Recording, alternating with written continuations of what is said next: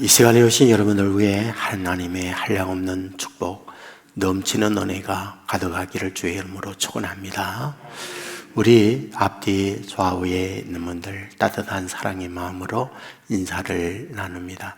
주님의 이름으로 사랑하고 축복합니다.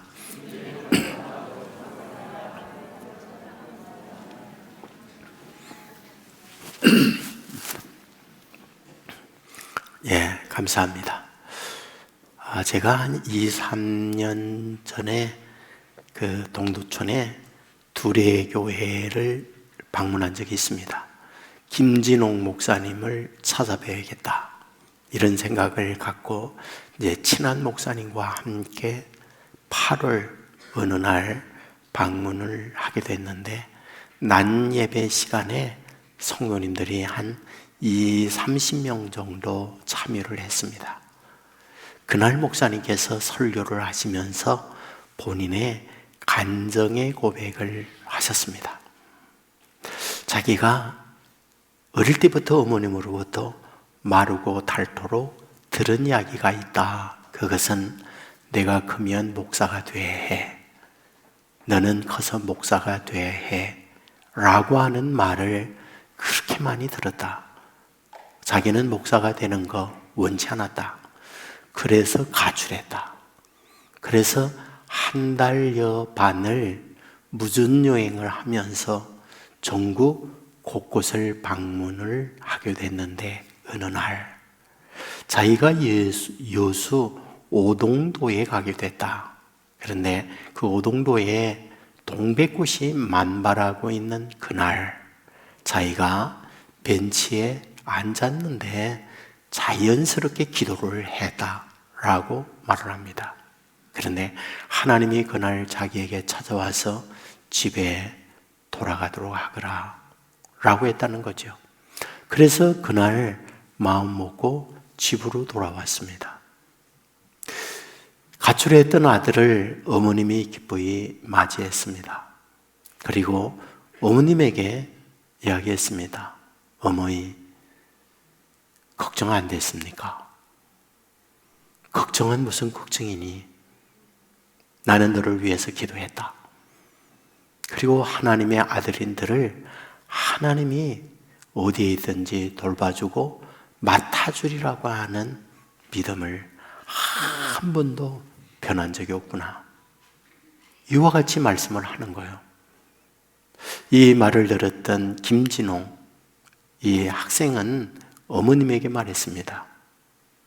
어머니, 내가 이제 공부하려고 합니다. 그러니 창고서를 살 수 있는 돈을 주십시오. 알았다. 어머님은 이른 아침 집을 나가셨습니다. 그리고 밤늦게 들어오셔서 책 살 돈을 자기에게 줬습니다. 근데 그날 밤 어머님이 주무시는데 머리에 수건을 쓰고 주무십니다. 하도 이상하다. 그리고 수건을 벗겨보았더니 어머님이 깎아중처럼 삭발이 되어 있습니다. 놀랐습니다. 어머니, 어찌된 일입니까? 그때 얘기합니다. 사실은 내가 돈이 없어. 당시에는 가발을 만들기 위하여 여인들의 머리카락을 살 때입니다. 자신의 머리카락을 잘라서 아들의 책값을 위하여 그것을 판 거였죠.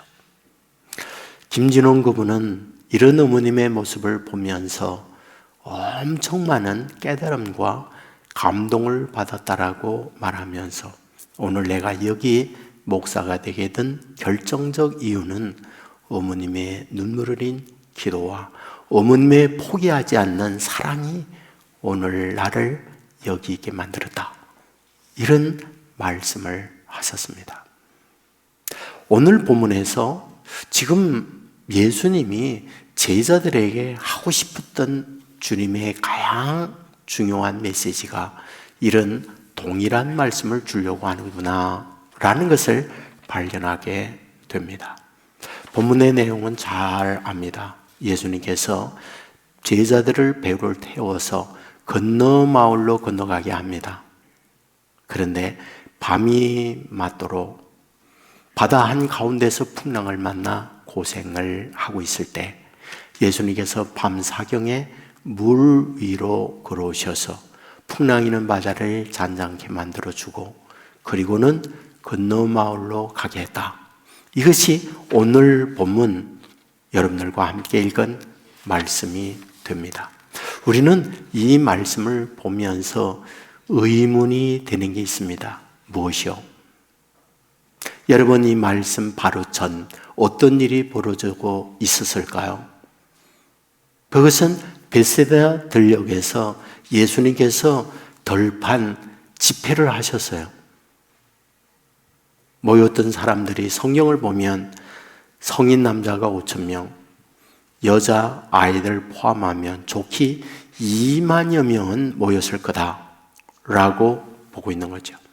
근데 그날 은혜가 임하면서 어떤 일이요? 너무 오랫동안 예수님이 설교를 하신 거예요.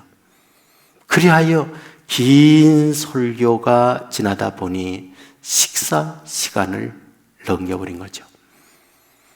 집회가 끝난 이후에 제자들이 예수님께 말씀합니다. 예수님 설교 너무 길어서 시간 다 지나고 사람들이 식사를 못하고 있습니다. 그리하여 이제 이들로 동네에 가서 음식을 사 먹고 다시 오라고 하십시다. 이 말을 들었던 예수님께서 뜻하지 않는 말씀합니다. 너희가 먹을 걸 주어라. 도대체 이 많은 군정을 그 짧은 시간에 어디에서 먹을 것을 그들에게 공급할 수가 있겠습니까? 이 말을 들었던 제자들은 보리떡 5개, 물고기 2마리를 드리면서 이것이 전부입니다. 그때 예수님께서는 하늘을 우러러 보시며 축사하시고 제자들에게 이것을 주시면서 모인 이들에게 나누라고 말합니다. 그 유명한 오병이어의 기적이 그날 그곳에서 일어나게 된 거였죠. 12바구니나 남았습니다. 그리고 난 이후에 날이 저물어지게 되자 제자들을 배를 태워서 건너 마을로 보내게 됩니다. 그리고 난 이후 예수님께서는 무엇을 하고 있었을까요? 본문에 보면 날이 저물어 제자들을 재촉하여 건너 마을로 배를 태워 보내고 나서는 당신께서 예수님 자신은 산에 올라가서 기도하셨다 라고 말씀을 하고 있습니다. 자, 우리는 여기서 굉장히 의문스러운 부분을 발견합니다. 오병이어의 영적 놀라운 체험을 합니다. 예수님은 자기들을 배를 태워 건너 마을로 가게 하시면서 산에 올라가서 기도하고 계십니다. 그렇다면 이런 하나님의 자녀 믿음의 사람들에게는 어떤 일이 일어나야 하는 걸까요? 설령 풍랑이 있다 할지라도 우리 주님께서 풍랑을 잔잔하게 만들어줘야 합니다. 설령 풍랑이 있다 그러면 주님께서는 그 위험한 항해를 하도록 허락해서는 안 됩니다. 그런데 어찌하여 영적인 놀라운 체험을 하고 예수님은 산에서 기도를 하고 있는데 정작 예수님의 제자들은 이런 풍랑 가운데 밤새도록 생명의 위협을 받으며 고통을 겪어야 하느냐? 여기에 믿는 이들의 고민이 있고 갈등이 있습니다. 저와 여러분이 신앙 안에서 믿음 생활한다. 무슨 뜻이에요? 설령 나에게 질병이 있다 할지라도 믿음으로 건강한 삶이 되기를 원하는 것이 믿는 우리의 소망입니다. 믿는 우리가 소망하는 것은 어떤 실패가 거듭되는 현실이라 할지라도 하나님께 의지하면서 실패가 성공으로 바뀌어지기를 바라는 것, 믿는 우리의 기대입니다. 많은 경쟁에 있어서 우리의 아이들이 우리가 믿고 하나님 앞에 기도하고 있으니 자녀들이 다른 경쟁에 있어서 앞서가거나 훌륭한 아들, 딸이 되기를 소망하는 것, 이것이 믿는 저와 여러분이 자녀를 향한 기대입니다. 그런데 영적인 은혜를 받고 주님은 저와 여러분을 위하여 하나님 우편에서 기도하고 계시는데 설상 이러한 삶의 현실에 있다 할지라도 믿는 사람들에게는 잘 되게 해야 되는 게 아니냐라는 거죠. 그런데 실제 우리의 삶에 있어서는 어떠하다. 배를 타고 재촉하여 건너 마을로 주님께서 가게 하고는 실상 그들의 삶은 초저녁부터 밤 사경까지 풍랑으로 인하여 생명의 위협을 받는 것, 그것이 지금 제자들이 당하고 있는 어려움이다. 이런 말씀이 되는 거죠. 여러분, 오늘 본문을 통하여 이런 삶의 현장에서 저와 여러분에게 주께서 원하고 있는 것이 도대체 무엇인가? 이런 현실을 만나고 있는 오늘 현실에서 고난을 만납니다. 풍랑을 만납니다. 그러면 이런 풍랑 가운데에서 주님이 주고자 하는 주님의 메시지는 무엇이냐라는 거죠. 여러분, 놀라운 사실이 무엇일까요?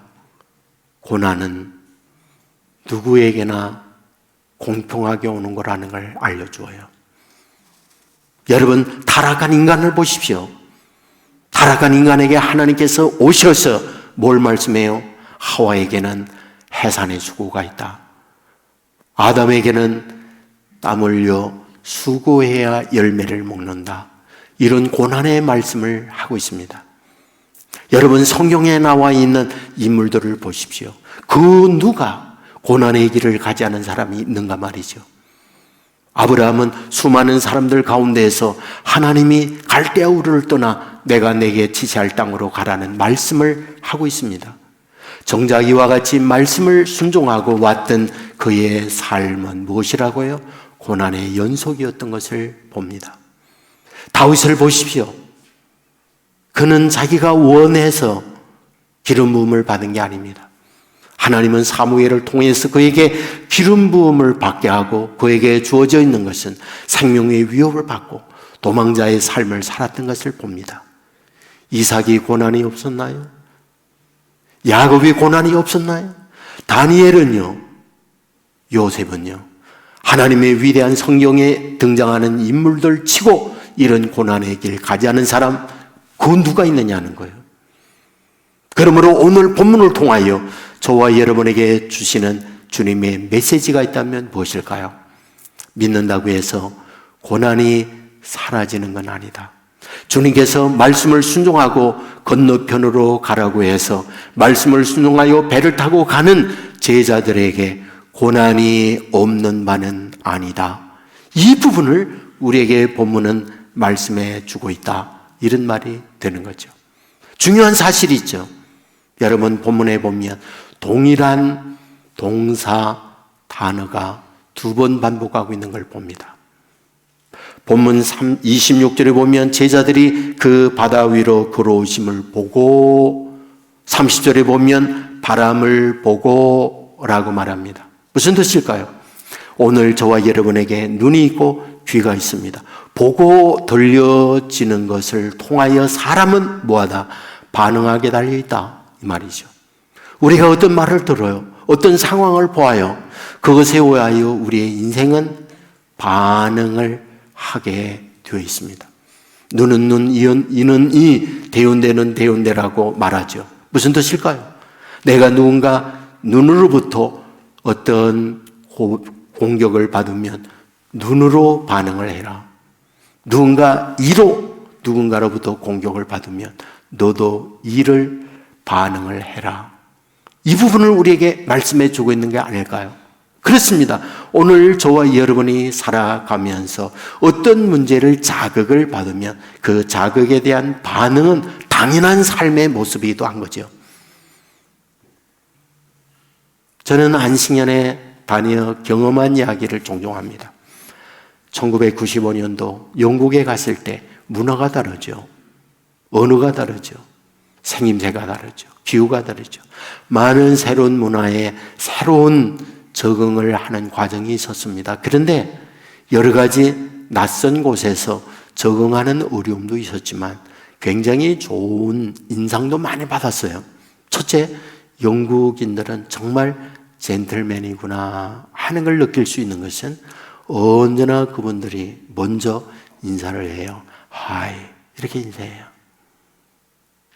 그리고 늘 차량이 옛날 로마 시대의 도로가 되어 있기 때문에 도로가 협소해요. 근데 일방통행인 경우도 있지만 쌍방통행으로 놓아두는 경우도 많아요. 그러니까 한쪽에서 오면 반드시 차선 한쪽으로 비켜줘야 지나갑니다. 그런데요, 거의 많은 경우는 먼저 양보합니다. 거의 많은 경우는 먼저 양보를 해주지 내 차 가니까 비켜, 이런 경우는 거의 없어요. 그래서 가서 이래서 젠틀맨이로구나, 이런 생각을 가져보게 돼요. 그런데요, 그보다는 아이들이 학교를 가는데요, 여행자로 왔는데 저 일반 학교에 공부할 수 있도록 공부 교육비 다 무료예요. 거기다가 서저리라는 게 있어요. 우리는 동네마다 병원들을 의사가 면허를 갖고 병원 허가를 받아 누구나 할 수 있지만 그곳은 사회복지제도가 철저하기 때문에 의료보가 전부 공짜예요. 자, 그런데 동네마다 북해동이다 그러면 거기에 그 동네 사람들을 진료하는 조그만 가정집 병원이 있습니다. 근데 가정집 병원에 갔는데 질문지, CT지가 있어요. 그곳에 질문에 답하는 걸 먼저 합니다. 근데 두 가지 제가 인상 깊었던 게 있습니다. 가장 먼저는 가족력에 관한 질문이 굉장히 많아요. 너희 아버지, 어머니 혹시 병이 있느냐? 너의 형제들 가운데 병이 있는 사람이 있느냐? 그리고 아버지 쪽, 어머니 쪽 병이 있는 사람이 있느냐? 이 세세한 질문이 있어요. 두 번째 질문이 있어요. 너 생활은 어떻게 하고 있느냐? 음식은 어떻게 먹느냐? 그리고 운동은 어떻게 하느냐? 생활 습관에 관한 질문이 굉장히 많아요. 여러분, 보통 우리가 병원에 가면 의사가 어디 아픈가요? 진료하고 처방하고 주사 놓고 보내잖아요. 그런데 그곳은 그런 시스템이 아니었어요. 나중에 알았죠. 가족력이 얼마나 중요한가. 나중에 알았죠. 반복적 습관이 어떤 결과를 낳게 되는가라는 거예요. 오늘 저와 여러분이 어떤 걸 봅니까? 어떤 걸 듣습니까? 사람은 보고 듣는 것에 반응을 하게 되어 있어요. 어쩔 수가 없습니다. 오늘 본문에도 지금 풍랑을 만나고 있습니다. 물 위로 예수님이 걸어오는 걸 보면서 뭐라고요? 유령이라고 외치고 있습니다. 풍랑이는 바다를 보면서 베드로가 뭐라고요? 무서워 빠져가는지라 라고 말씀을 하고 있다는 거예요. 오늘 저와 여러분은 뭘 봅니까? 어떤 걸 듣습니까? 거기에 대하여 어떻게 반응하고 어떻게 우리는 움직이고 있습니까? 문제는 그것이 그 사람의 정도, 수준을 판가름 내는 리트머스 시험지와 똑같다는 거예요. 그때 우리가 어떻게 반응하지? 어떻게 말을 하지? 그거요. 여러분, 예수님의 제자만 제자가 있는 건 아니죠. 바울에게도 제자가 있잖아요. 그 바울의 제자 가운데 두 명의 반대적인 양상을 띠고 있는 사람을 말한다면 데마와 아리스다고라고 말할 수 있어요. 데마는 어떤 사람이에요? 성경을 보면 디모데후서에 세상을 사랑하여 바울을 버리고 세상으로 가버렸다고 기록하고 있습니다. 여러분, 디모데후서는 어떤 성경이에요? 바울이 쓴 편지 가운데 가장 마지막에 쓴 성경이잖아요. 어떤 내용이요? 내가 떠날 기약이 가까웠다. 순교 날이 임박해 있다고 기록합니다. 그때 데마는 바울을 버리고 세상을 사랑하여 갔다. 성경은 이렇게 기록합니다. 그렇다면 왜 데마는 그런 결정적 순간에 바울을 버렸을까? 이유가 뭘까요? 여러분, 데마가 바울을 따르는 이유는 질병이 있고 실패가 있고 인생 난장판에 미래를 꿈꾸면서 그 길 간 거 아니에요. 적어도 자기의 모든 생업을 전폐하고 바울의 제자로 길을 간다는 말은 바울이 믿는 주님으로 인하여 복된 인생을 살고자 하는 소망을 갖고 가는 게 아닌가요? 그런데 실제 자기의 스승에 주어져 있는 현실은 무엇입니까? 고난이에요. 그리고 희망이 보이지 않아요. 그리고 자기의 동창 친구들을 볼 때 그들은 예수 없이도 형통합니다. 세상 멋대로 살면서 잘 됩니다. 그리하여 바울을 버려요. 그리하여 세상을 사랑하여 갑니다. 그런데 이에 비하여 아리스다고가 있습니다. 그는 바울이 전도하는 이 전도에 예수님을 영접합니다. 그리고 바울을 그때부터 따라요. 성경을 보면 아리스다고가 등장하고 있는 성경 내용들을 보잖아요. 굉장히 우리에게 감동적 의미를 제공하고 있는 걸 볼 수 있어요. 에베소에서 바울이 복음을 전거하다가 유대인들로 하여금 매질을 당하고 생명의 위협을 당하고 있는 그 현장에 누가? 아리스다고가 있다라고 기록해요. 그 이후에 바울이 예루살렘에 갑니다. 예루살렘에 갔을 때 유대인들이 우리를 배신하여 유대교를 등지고 예수교로 갔거나 그리하여 베울에게 돌을 치고 죽이려고 해요. 그 현장에 아리스다고가 있었다라고 해요. 그는 로마 황제에게 재판을 받기 위하여 배를 타고 이송을 하게 되죠. 유라굴라 풍랑을 만나야 생명의 위협을 만나고 있는 그 현장에 아리스다고가 있었다 이렇게 기록하죠. 로마 감옥에 갇혀서 어려움을 만나고 있어요. 바울 서신서에 보면 나와 함께 갇힌 자 된 아리스다고 이렇게 기록하고 있어요. 감옥에 갇히는 그 현장에도 누가? 아리스다고가 함께 있다고 기록하고 있는 것을 봅니다. 자, 그렇다면 우리에게 뭘 보여줍니까? 지금 바울이 당하고 있는 어려움, 아리스다고도 함께 당합니다. 봅니다. 듣습니다. 바로 이런 어려운 환경에 있는 아리스다고는 어떠하다? 인생 밤 사경에 있는 현실에서도 주님을 향한 열망 놓치지 않고 있더라. 이것을 보여주고 있는 말씀이 아닌가요? 오늘 저와 여러분의 삶의 현장에서 밤이 맞도록 끊이지 아니하는 풍랑을 만나 밤 사경 이제 새벽이 되어지는 그때까지 고난을 겪는다. 그러면 우리는 낙심하는 거예요. 희망이 보이지 않으면 우리는 희망의 끈을 놓게 되는 거죠. 오늘 본문을 통하여 우리에게 뭘 말해줘요? 이런 인생의 밤 사경까지 고통을 겪고 있을 그때에 뭐하다고 말씀을 해주는 거예요. 본문 25절에 보면 밤 사경에 예수께서 바다 위로 걸어서 제자들에게 오시니 라고 기록하고 있는 거예요. 밤 사경에 예수님께서 물 위로 제자들에게 오시니 무슨 뜻이죠? 예수님은 산에서 기도하고 계시는데 누굴 위해 기도한다? 제자들을 위하여 기도하고 계셨다. 기도할 뿐만 아니라 예수님은 뭐하다? 그들을 보고 계셨다. 이걸 말씀하고 있는 거죠. 맞습니다. 오늘 저와 여러분이 인생의 풍랑을 만나서 위기적 상황에 놓여 있는 분들이 얼마든지 있을 수 있습니다. 소리를 질러도 그 누가 풍랑이는 바다 한가운데서 자기들을 돕기 위하여 배를 놓아줘 올 수 있는 사람 아무도 존재하지 않는 상황이라는 거죠. 그런데 이런 현실을 뭐하고 있다? 주님은 보고 있었다. 그리고 결정적 순간에 물 위로 걸어서 풍랑이는 바다에 있는 제자들에게 찾아오고 있다. 이 부분을 말씀하고 있는 거죠.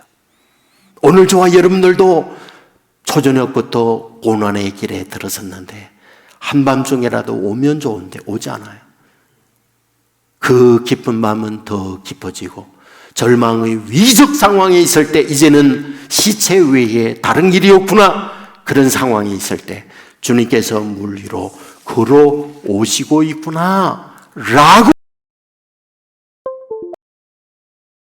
합니다. 그렇다면 이 본문은 우리에게 뭘 말해주는 걸까요? 주님의 부름을 받은 주의 자녀들에 대하여 뭐하다? 포기하지 않는 주님이라는 걸 말씀하고 있는 거죠. 여러분 제자들 누가복음 5장에 보면 예수님께서 밤이 맞도록 기도하고 그 다음날 12제자를 선택하고 있다는 말씀을 보게 됩니다. 이와 같이 선택받은 그들 동고동락하며 예수님과 함께 지내요. 제자 훈련을 받습니다. 그리고 그 제자들을 배를 태워 건너 마을로 가게 합니다. 풍랑이는 바다에 파선하여 그들의 생명을 끝나도록 내버려 두는 분이 아니더라. 결정적 순간에 물 위로 걸어오셔서 풍랑을 잔잔케 하시는 주님이더라. 이걸 말씀해 주고 있는 거잖아요. 우리는 요한복음 10장 28절 말씀을 잘 압니다.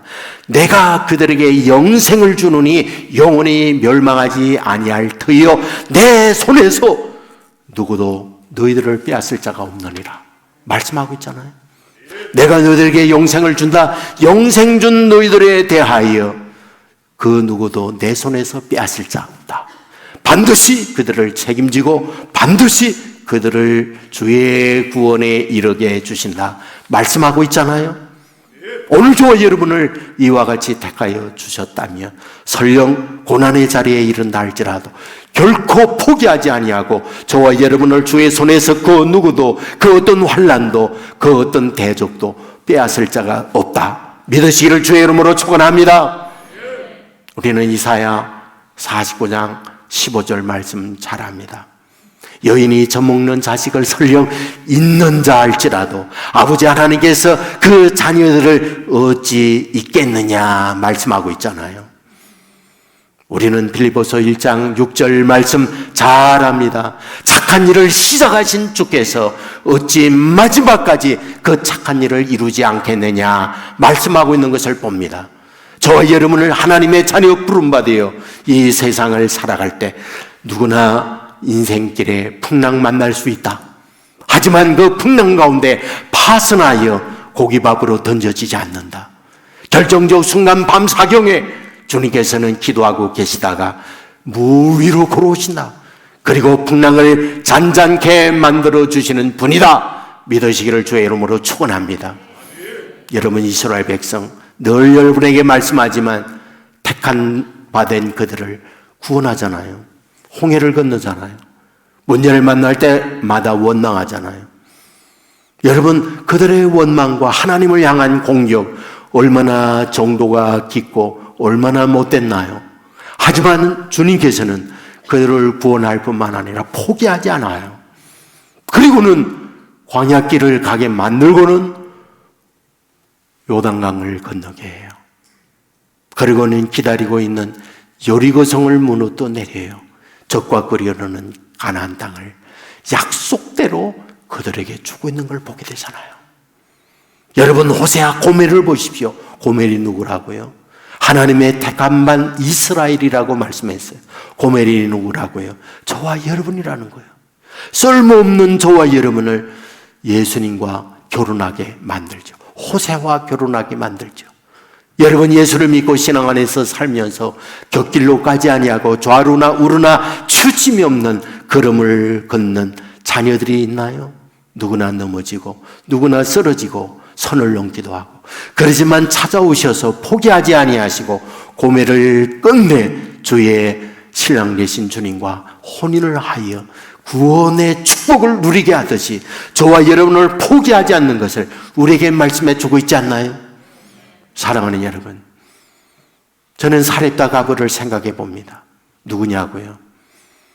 여러분 과부로서 아들과 함께 가뭄이 계속되고 있을 때 한 움큼의 밀가루 그리고 몇 방울의 기름을 가지고 마지막 식사를 하고 아들과 함께 죽을 상황이 놓여 있잖아요. 여러분 엘리야가 사렙다로 가라는 하나님의 말씀을 따라 가잖아요. 길거리에서 나무를 줘요. 뭐하느냐? 그 얘기를 하는 거죠. 먹을 양식은 없고 가루 한 움큼과 기름 몇 방울밖에 없습니다. 이것을 마지막 아들과 함께 먹고 죽으려고 합니다. 그런데 엘리야 뭐라고 그래요? 그거 나한테 주지요. 벼룩이 간을 내먹는 인간 아닙니까? 이런 가난 속에서 마지막 최후의 만찬을 아들과 함께 하고자 하는 마지막 양식을 빼앗아 먹다니. 자, 그렇다면 이 말씀을 통하여 뭘 말해주려고 하는 걸까요? 여러분 이것을 엘리야에게 드렸을 때에 어떤 일이요?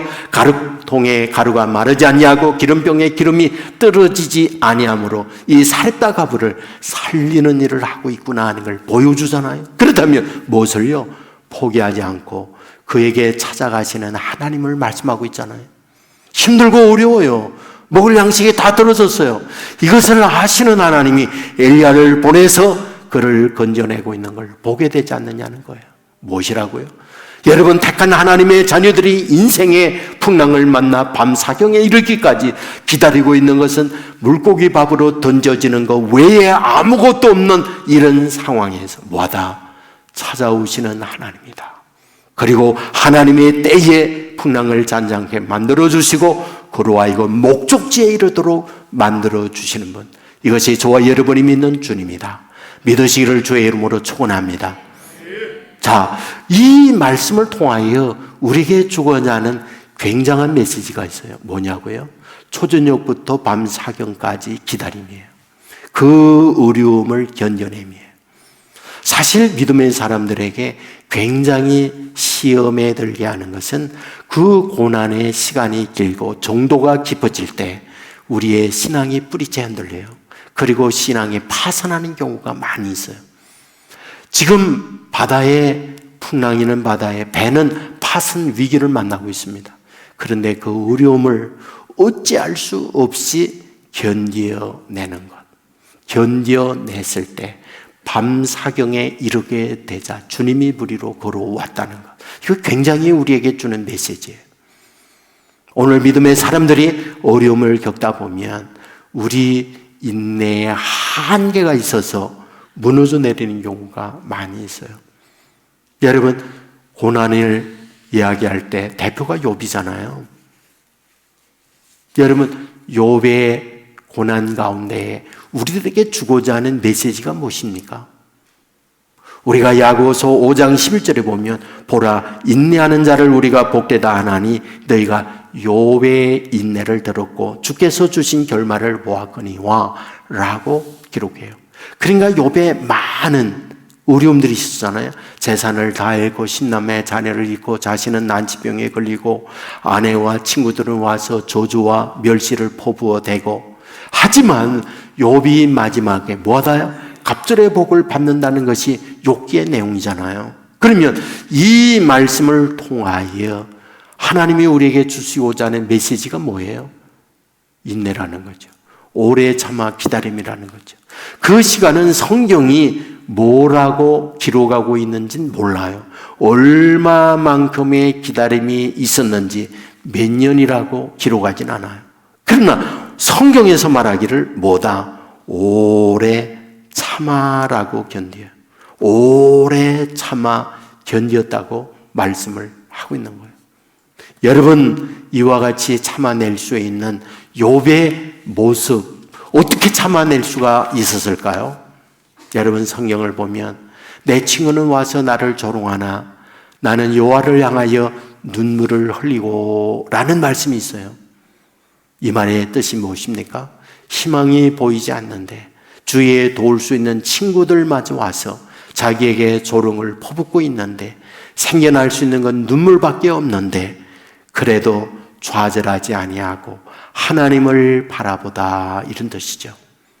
여러분, 이룰 수만 있다면 인생의 풍랑 밤 사경에 기도하시는 주님께서 오래도록 좌절하고 절망하는 주의 자녀들을 보시고 물 위로 오세요. 풍랑을 잔잔케 하세요. 목적지에 이르게 하세요. 이것이 저와 여러분을 향한 주님의 메시지예요. 오래 참을 수만 있다면 됩니다. 문제는 참지 못하여 무너져 내리기 때문에 이런 좌절을 겪는 거예요. 앞부분에서 말했던 다윗이요, 자기가 원해서 기름 부음 받은 게 아니에요. 그런데 그 기름 부음을 받고 난 이후에 고난이 연속되고 있는 상황에서 그의 고백이 뭔지 아십니까? 시편 37편 7절 말씀에 보면 요 앞에 잠잠하고 참아 기다리라는 말씀을 해요. 참아 기다려야 된다. 여러분, 하박국 역시 그러하지 않나요? 믿음으로 사는 자기에게는 질병, 실패, 어려움이 쓰나미처럼 밀려오고 있고 하나님을 믿지 않는 다른 친구들 형통하고 잘 되고 있을 때 하나님 앞에 따져 물잖아요. 어찌된 일입니까? 라고요. 어찌된 일이냐고요. 그때 하나님께서 주시는 말씀이 뭐예요? 비록 더딜지라도 참아 기다리라. 속히 응하리라고는 말씀을 하세요. 여러분, 저와 여러분에게 변함없이 하고 있는 말씀이 뭐냐고요? 참아 기다림이에요. 여러분, 저와 여러분이 여기 있으면 누군가가 저와 여러분을 위하여 눈물을 흘려 기도하고 있다는 사실 믿으시기를 주의 이름으로 축원합니다. 저와 여러분 이 땅 위에 사는 날 동안 저와 여러분만 살도록 버려두지 않습니다. 배를 태워 저 건너편으로 건너가게 하고 난 이후 주님은 산에 올라가서 기도하듯이 하나님 우편에서 하나님의 자녀된 저와 여러분을 위하여 기도하고 있다는 사실 믿으시기를 주의 이름으로 축원합니다. 그리고 바라보시는 주께서 결정적 순간에 물 위로 걸어와서 풍랑이는 바다 잔잔케 만들어준다는 사실 믿으시기를 주의 이름으로 축원합니다. 김전욱 목사님은 간증을 하셨어요. 나를 위하여 어머니께서 새벽에 나가 기도하는 그 기도가 오동도의 동백꽃만 말하는 그 시간 자기에게 찾아와서 집으로 돌아가야 했다는 마음을 주었다고, 그것이 오늘 자기로 있게 만들었다고 고백하고 있는 걸 들을 수 있어요. 오늘 저와 여러분 누군가가 기도하고 그 기도는 결코 떼지 않고 결정적 순간에 찾아와서 우리의 마음을 두드립니다. 녹화합니다. 여러분 마음을 여십시오. 그리고 주님을 맞이하십시오. 그리고 주님께서 저와 여러분에게 함께 계시면서 풍랑을 잔잔케 만들어 주신다는 사실 믿으시기를 주의 이름으로 축원합니다. 우리는 어거스틴을 잘 알고 있습니다. 그의 고백록에 보면 망나니로 살던 자신의 이야기를 하고 있어요. 성적 타락 속에서 수많은 여자들과 음행을 하며 지냈습니다. 만이교에 빠져서 우상 숭배와 헛된 종교 철학에 빠져서 흐적거리고 있던 것을 기록하고 있어요. 그런데 그가 여러분 이태리 밀라노에 이르렀을 때 하늘로부터 음성이 들려와요. 그 음성은 다른 게 아닙니다. 밤이 깊고 낮이 가까웠으니 그러므로 우리가 어둠의 일을 벗고 빛의 갑옷을 입자. 낮에와 같이 행하고 방탕하거나 술 취하지 말며 음란하거나 호색하지 말며 오직 주 예수 그리스도로 옷 입고 정욕을 위하여 육신의 일을 도모하지 말라. 로마서 13장의 말씀이 들려오는 거예요. 깜짝 놀랐어요.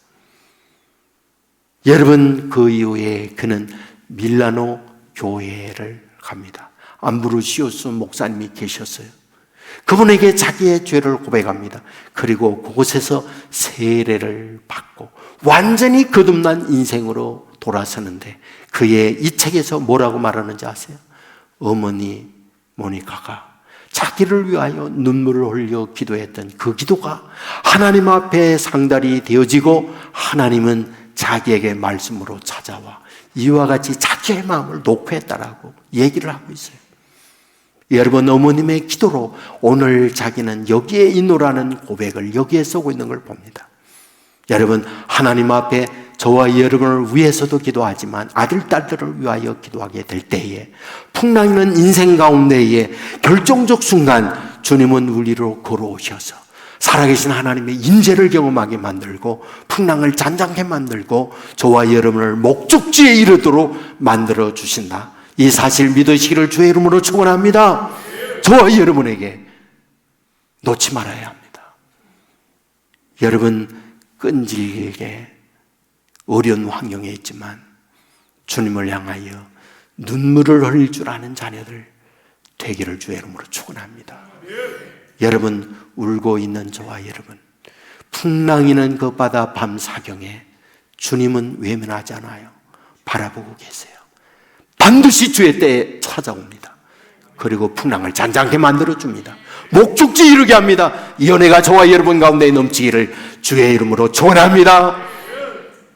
우리 모두 자리에 일어나겠습니다.